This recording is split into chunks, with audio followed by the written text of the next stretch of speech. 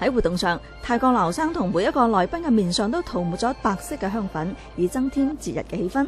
並且通過送乾節視頻介紹祈福儀式、泰國傳統舞蹈，向大家展示泰國文化。喺祈福儀式上，佢哋將浸有花瓣嘅香水灑喺學院老師嘅手上，並贈予自己親手製作嘅鮮花手鏈，表達對長輩嘅感恩之情。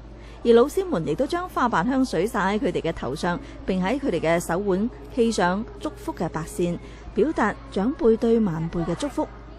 咁喺泰國留學生嘅帶動下，中國同越南嘅學生紛紛都加入咗呢個祈福儀式，現場一下子活躍起身，各種祝福聲以及歡笑聲係充滿咗會場。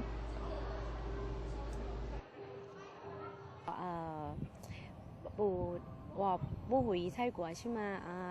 在梧州學院有泰國留學生，如果有表演有活動，很好啦。就是雖然我們不能回國，但是能在這裡過年，很開心。梧州學院喺09年迎嚟咗第一批泰國宣都實皇家大學華欣校區主修航空服務專業嘅留學生。今年嘅3月又迎嚟咗17名新生。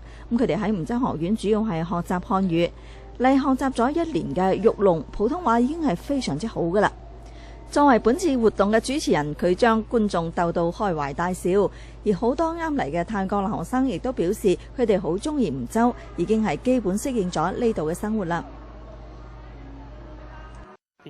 平常的是，我就跟朋友一起出去外面的，就是走一走，看一看是中國人的生活，就是什麼，就要有什麼意思，有什麼意思的，也是一種文化交流的。